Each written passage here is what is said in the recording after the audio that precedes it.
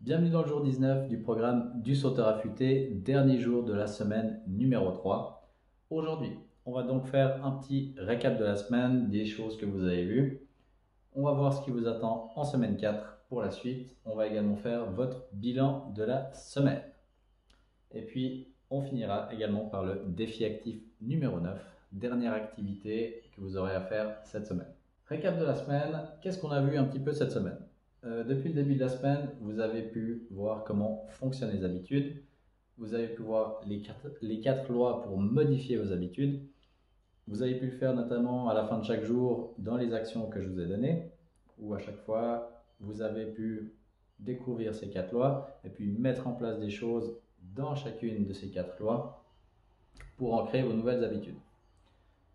Également, vous avez vu les outils à mettre en place pour changer vos habitudes pour de bon. Les outils que vous avez vus ici, c'est également pour du long terme et pour que vos habitudes, ce ne soient pas simplement des résolutions de nouvel an, mais que ce soit des choses qui vous tiennent 1 an, 2 ans, 3 ans à vie. D'accord? On a vu notamment que c'est surtout en changeant votre identité que vos processus et vos résultats vont suivre. Mais maintenant, vous êtes armé pour tout ça. On a également vu plein de nouveaux exercices dans les entraînements. J'espère qu'ils vous ont plu. N'hésitez pas à me dire, notamment dans les questions ou dans les remarques que vous pouvez avoir dans la communauté, s'il y a des exercices qui étaient trop difficiles, que vous ne comprenez pas, et ce genre de choses. Je vous les montre en preview, où on les explique un petit peu avant les entraînements. À vous de me dire si c'est réalisable dans l'entraînement à haute intensité ou pas. Si ces exercices étaient trop durs, il y a toujours la version plus facile qui existe, que je vous mets en général dans les entraînements. Mais voilà, si ça vous a posé d'énormes problèmes, vous pouvez me communiquer ça, soit par mail, soit dans le forum. Et puis, on a également eu une augmentation de la difficulté des entraînements. C'est la semaine 3. Le programme est fait de 9 semaines où dans l'idée, ça va être progressif à chaque fois, en 2 semaines, 1 à 3. Et puis après, on recommence le cycle, semaine 1 à 3, semaine 1 à 3. Donc la semaine 3, c'est la semaine la plus intense. Donc j'espère que ça a été. De nouveau, si c'était trop difficile ou trop facile, n'hésitez pas à me le dire dans le forum ou à discuter entre vous.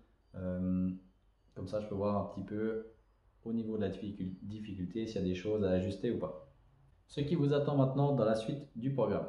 On a fini maintenant le tiers 1 qui était changer votre mindset. Le tiers 1, c'était les 3 premières semaines.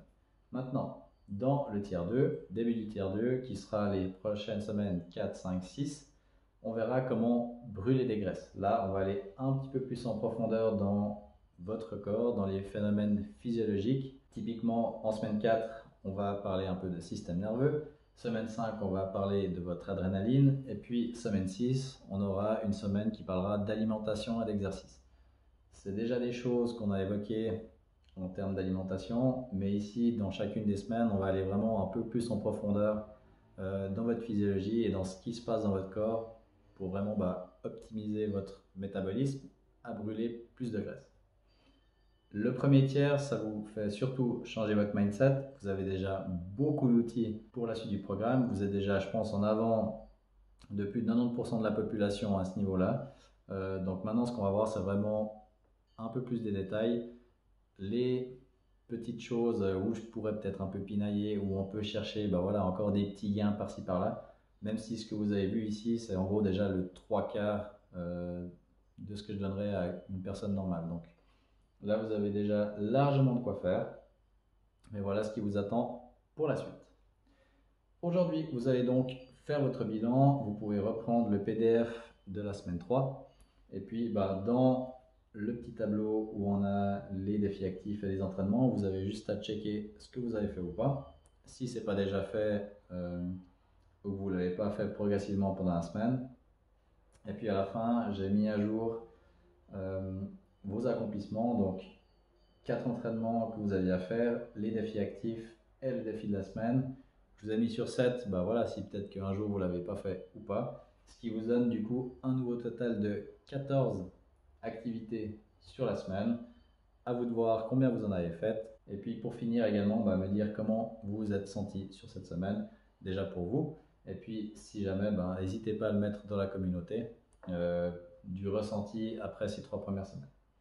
Comme ça vous permet d'évaluer votre progression sur les 3 prochaines semaines avec les défis de la semaine, défis actifs et entraînement. Ça, je viens de le dire.